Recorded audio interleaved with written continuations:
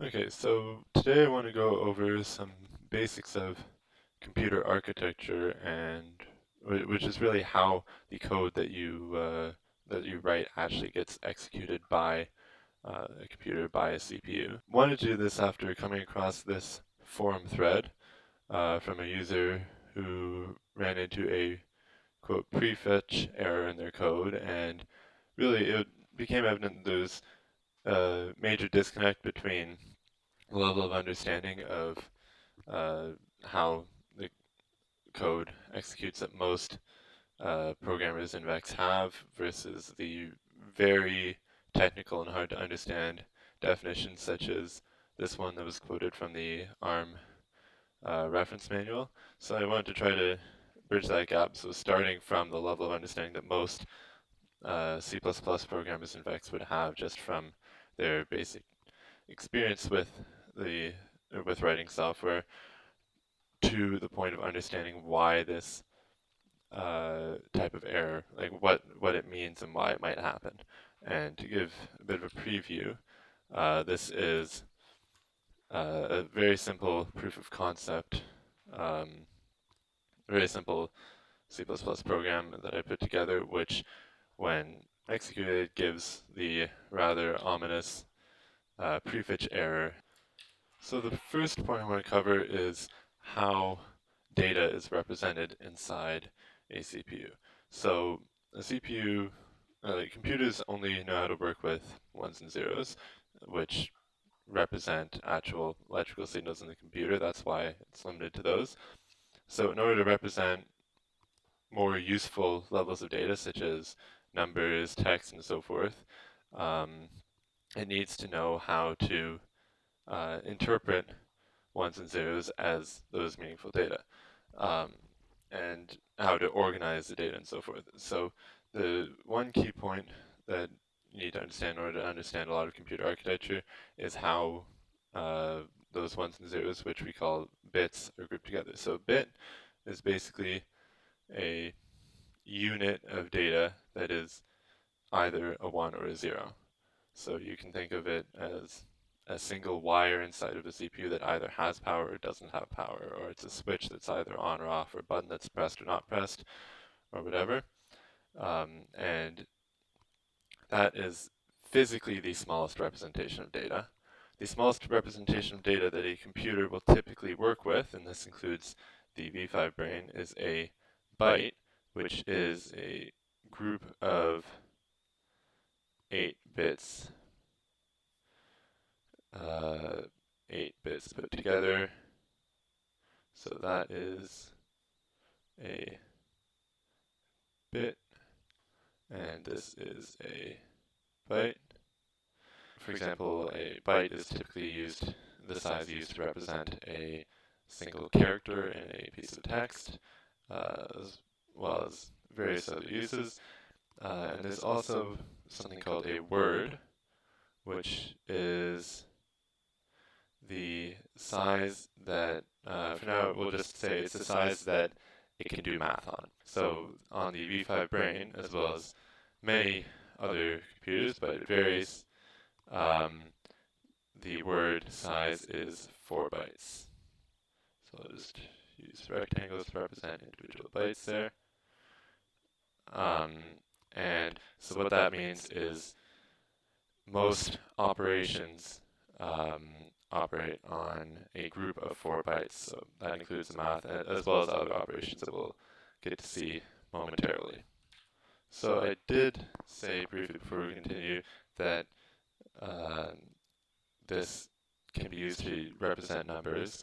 How exactly numbers are represented as a collection of, in this case, 32, because 8 in a byte and 4 bytes in a word, how how numbers represented as 32 bits that are either 1 or 0 isn't especially important. What's important to note is, first of all, that they can be represented that way, and second of all, that that is used to represent almost all data in a computer, like on the V5 brain, would be um, using a number that's either 8 bits or 32 bits, and um, also just a little bit of combinatorics, because each bit can be either 0 or 1, that's 2 options, and there's 8 bits in a byte. A byte has 2 to the power of 8 possible different values that it can take on, so different combinations of 1s and 0s in different positions and so forth,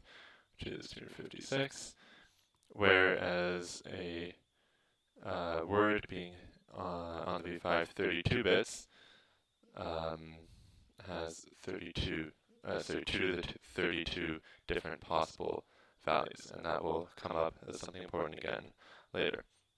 So one other type of data that can be represented, or that collections of the bits can be interpreted as, is what's called a memory address.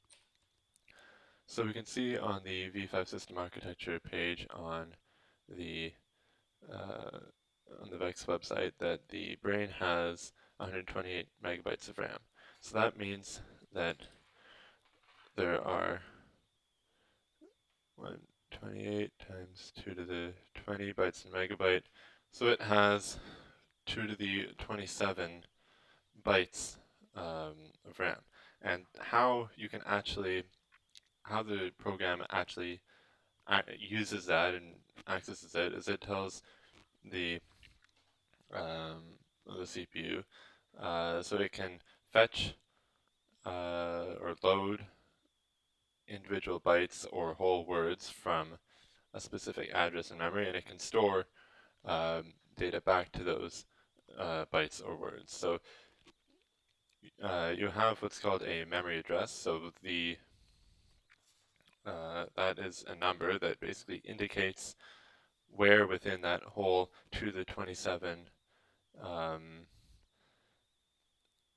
possible bytes of RAM, what byte you want. A word would be 4 consecutive bytes in memory, so you just identify it by the first of the 4 and say I want a whole word as opposed to I want a byte if you're loading. And how that works as far as actually identifying the bytes is so each would have a unique number called an address. And you'll notice that there are 232 possible values to a word, and a word is also the size of memory used to store an address. But there's only 2 to the 27 different bytes, different possible valid addresses.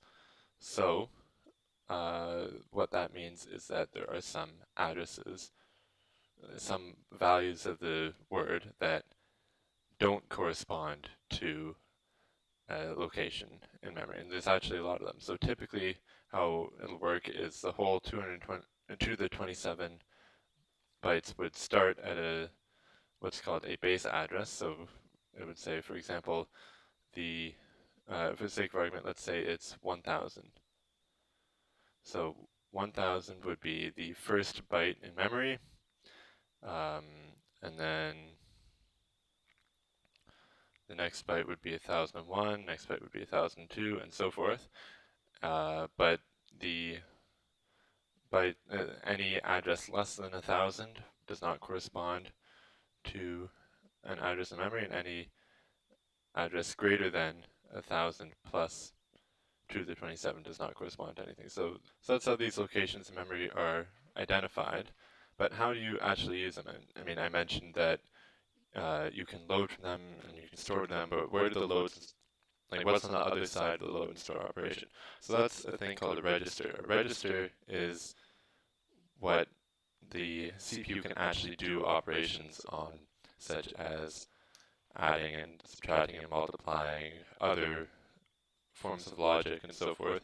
The only thing it can do with the much, much larger memory bank is load and store operations. So on the particular CPU used in the V5, there are 16 registers that are each one word. And so to actually do operations on a number, like say you know that a particular number is stored at a particular address, say 2000, so it'll be 1000 bytes into the block memory in our example here, say you wanted to add 4 to the number stored there, you'd have to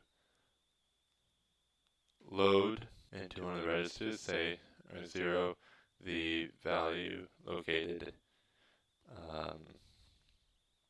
at position, oops, we said 2000, and then add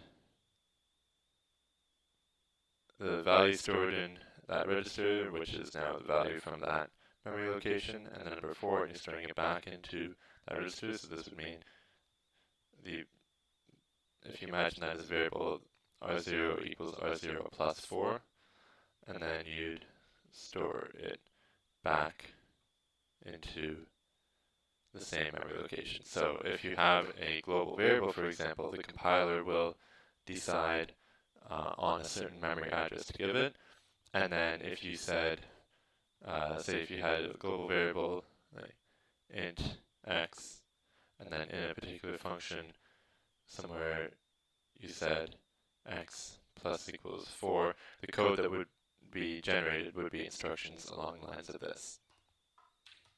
So that is how global variables work. Local variables work a little differently. If they can be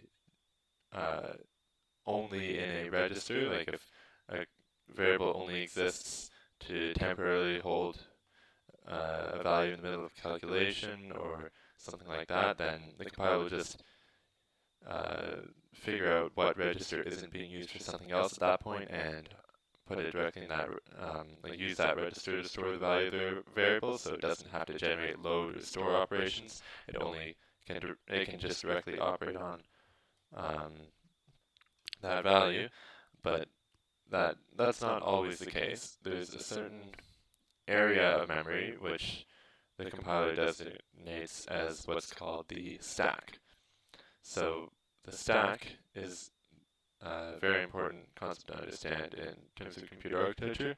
It holds, it is used to implement local variables, as we just said, and is also used to implement calling functions and returning from functions. How it works is one of the registers is written as SP, meaning stack pointer, and it contains a memory address, which is the current position of the stack. The stack can be used to temporarily store variables, or temporarily store data, such as a local variable. It doesn't exist for the whole length of the program, it only exists for the time that the function it's part of is executing.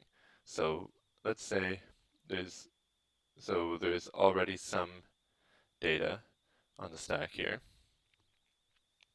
So let's say SP is currently, for the sake of argument, 5,000. This means that this is at memory address 5,000 here. Then let's say our code needs to store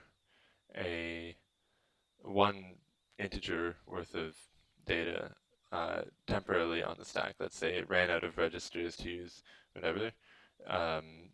What will happen there is the compiler, and this is of course all done by the compiler, as in the compiler will generate the code to do all this for you. It's not, you don't have to, you're obviously not writing this. I want to be explicit, the code isn't figuring all this out on the fly at runtime. The compiler figures out what every register is being used for at any time, and if it knows that something will need to be stored on the stack, it will generate these instructions to do that. So if you need to store an integer on the stack, what happens is the next lower spot in memory, which is at address, in this case, 4,996, because we are subtracting to get the lower address, and we're subtracting 4 because each address is in units of bytes, and there are 4 bytes in a word. So this would be one word, and then the next word in memory is that one. That's what we're seeing here. So it subtracts 4 from the stack pointer, and now the stack pointer points to this block, this word of memory, as in it is the address of that word of memory, or of the first byte of that word of memory. And then it will use that for whatever it needs, and then when it's done, it will add 4 back onto the stack pointer so that when it leaves, it's in the same state as it was found. So that's how it works as temporary storage. So what you get are groups of words on the stack, which are called stack frames. So if you have a function, so let's go back to our sample code quickly, just because it gives us something to work with. If you have a function which calls another function, which happens a lot when you're writing code, obviously, you get one stack frame for each function. So what that means is when main starts, it figures out how much space it needs on the stack for the whole function, or it knows that because the compiler figures it out, and it will subtract however many bytes that is from the stack pointer register. It can use it, and then let's say when it calls foo, foo also requires a certain number of bytes off the stack, and so foo will also subtract something, and then when it returns at the end of the function, it'll add that same number back on, and then when main returns, it'll add its number back on. So that way it cleans itself up, it leaves everything in the state that it found it, and so that is essentially how the stack works. So if we go back to our example here, there's one more type of instruction that we need to talk about, which is what happens when you call a function. So that's called a branch instruction, and it's not hard to wrap your head around what a branch does on its own. So that'll look like branch to some address, which of course the compiler figures out. So let's imagine we have some other code that starts at address 10,000 because compiled code, just like any other data, needs to be stored in memory. And so not only do our global variables and whatnot have known memory addresses, functions and individual lines of code and so forth will also have known memory addresses. So when it needs to call a function, it that is implemented as branch to that address, which means don't run the next line, whatever it is. So imagine the next line was, I don't know, load something. We'll fill that in later. This instruction is don't run that next. Run whatever is at address 10,000. And then if we imagine somewhere later in the program is, I'll just write 10,000 colon to indicate that we're there. There would be some code for functions that might do some add operation or so forth. But how does that know when it returns? How can it return back? How does it know where to return back to? So there's another special register called the link register. And so what we'll do, for now I'll put in brackets there, L meaning link. And what that does is it will automatically, before running that line of code, it will place the address of this line of code, being the next instruction, the function, into the link register.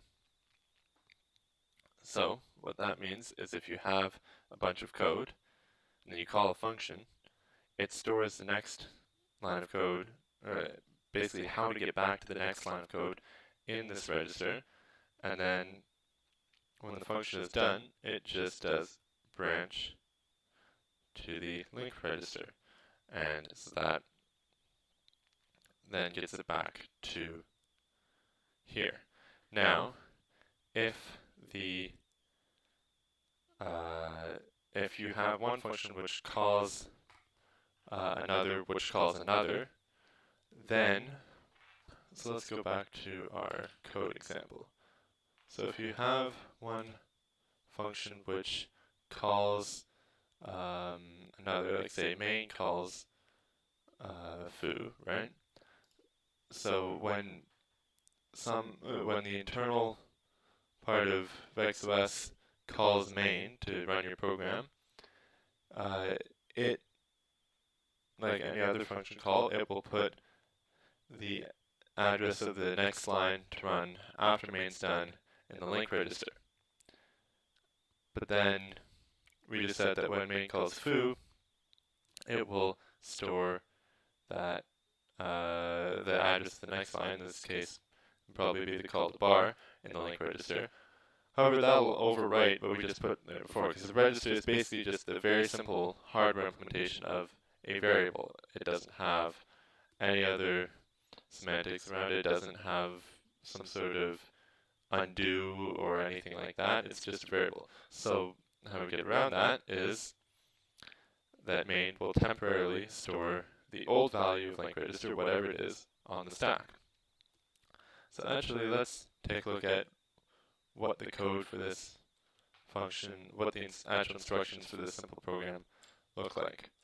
So this is a little hard to read, and I'm not going to go through what every single line does, but you can see in main,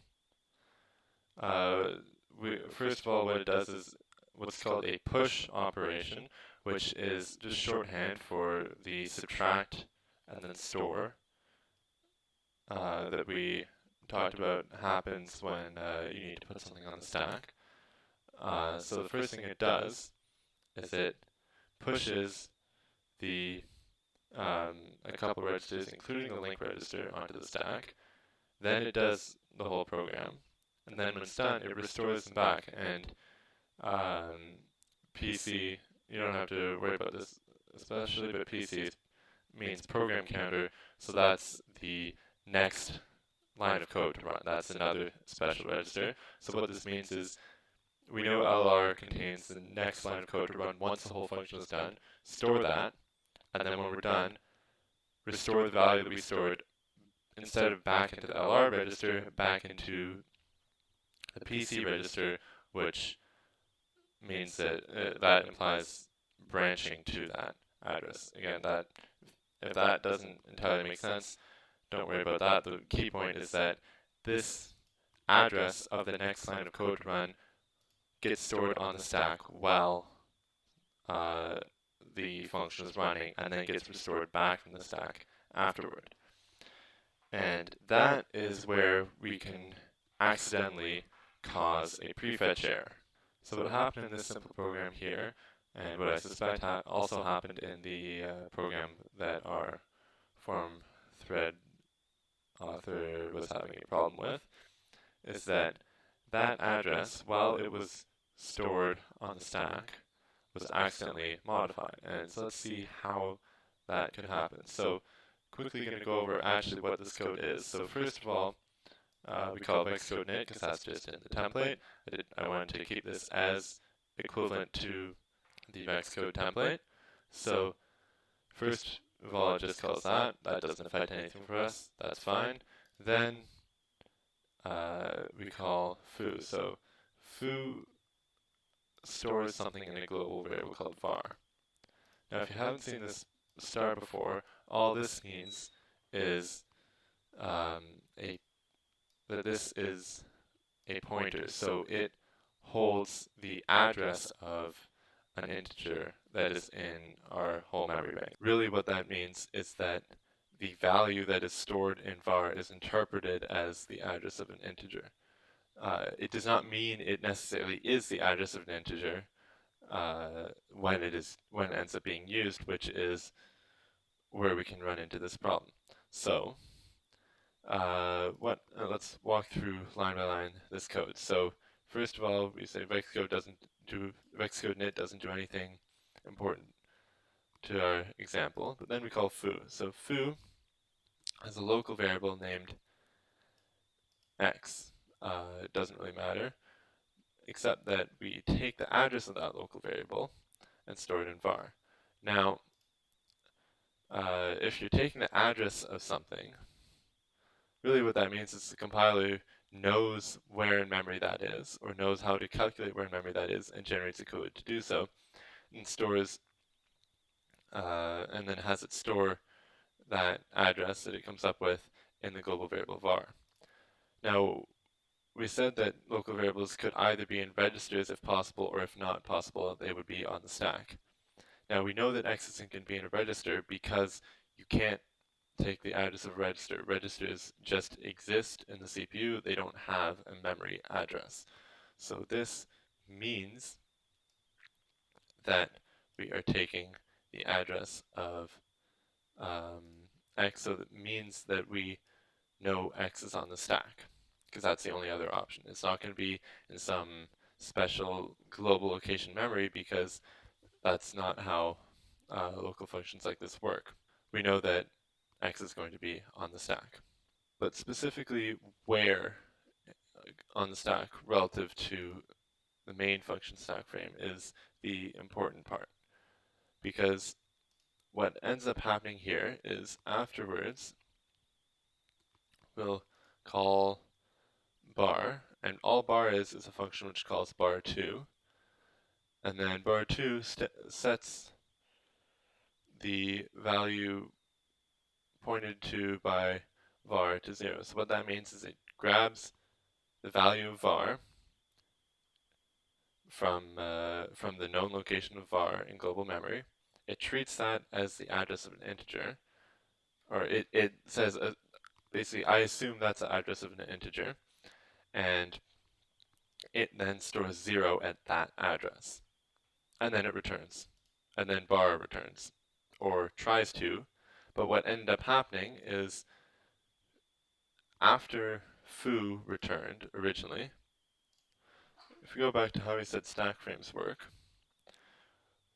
we know that so let's say this is a frame for main, and so let's say it needed to store a few things on the stack, and then we call foo, and so foo subtracts more from SP, stores more things on the stack, let's say another 2 words worth, but then foo returns, and it adds back onto SP. So now these are no longer allocated to be used for anything, right? Because the whole point of the stack was it's only temporary storage. It's only temporary while that particular function is running. Then we call bar, and now bar needs to use this. And specifically, the problem that we ran into is while we were temporarily granted use of this word, or one of these words, we grab the address of it, which in this case would be, so that's 4992. Actually, I'm just going to do a cleaner one on the other page. This is the foo stack frame, and that is where it stores the local variable x, or where it allocates the local variable x on the stack. So while foo is running, this address represents x. So if this, say if the stack was 5000, or if 5000 is the address of the first byte in or the highest byte in the main, or highest word, sorry, in the main stack frame, then we'd have 4996 is the next one, and 4992 is the address of x. So what foo does is it stores x. If we bring up our instructions here, it subtracts 4 from the stack pointer. So at the beginning of foo, so when we started foo, SP was equal to this. That was the lowest thing in use because it's the lowest word in use by main. So SP is equal to 4996. And then the first thing foo does is it says SP minus equals 4. So then we have SP equals 4992, right? And then the next thing it does, you can't actually see the address that var ends up having, because at this stage of the compilation where I pulled this from, it didn't have address yet, but one of these zeros would be the address of our global variable var, right? It's the address of var to a register. So in this case, it's R0 is address of var. Okay. And then we take SP and copy it into R1. And so now R1 is equal to 4992. And then the next thing it says is store the value of R1 in the location pointed to by R0. So now, in our notation we had earlier, that would be that. Okay, so now this is where our problem arises. R1 is 4992. R0 is the address of an int pointer. So now we have var is treating as an int pointer address 4992. And note that that is on the stack. That is our x on the stack that it allocated. And that's the problem because the next thing that happens is we add 4 back onto SP. So SP is back to there, and we branch to the link register, so we return. And so now we no longer have, I'm just going to cover with my finger for now, we no longer have this word. It's no longer allocated for x. X, in fact, no longer exists because our function returned, right?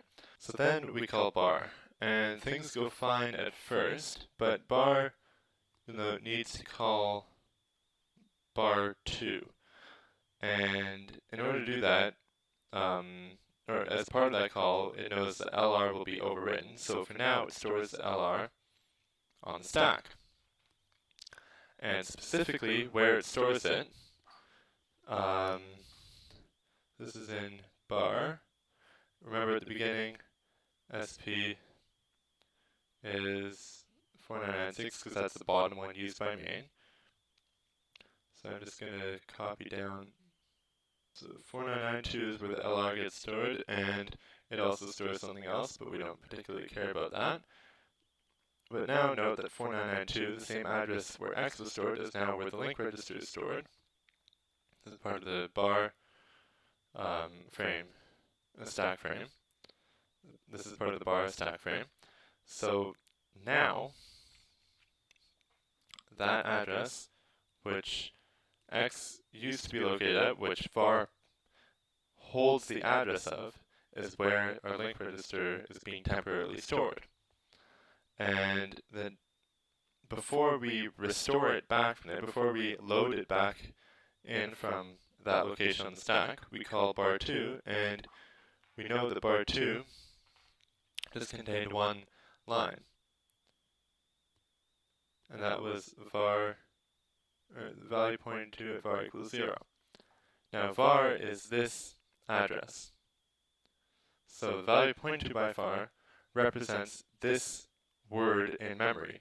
This word in memory, because we stored the address of x in there, so it represents this word. Right now, that's currently being used for this purpose, but it doesn't know.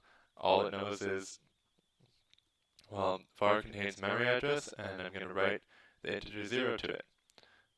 So, whatever value used to be there from the LR, we just overrode it with 0. And then the problem arises after bar2 returns, when bar tries to return. Because in order to return, bar needs to load the address to return to back from here. And it expects that it's a value that's stored there temporarily earlier as a,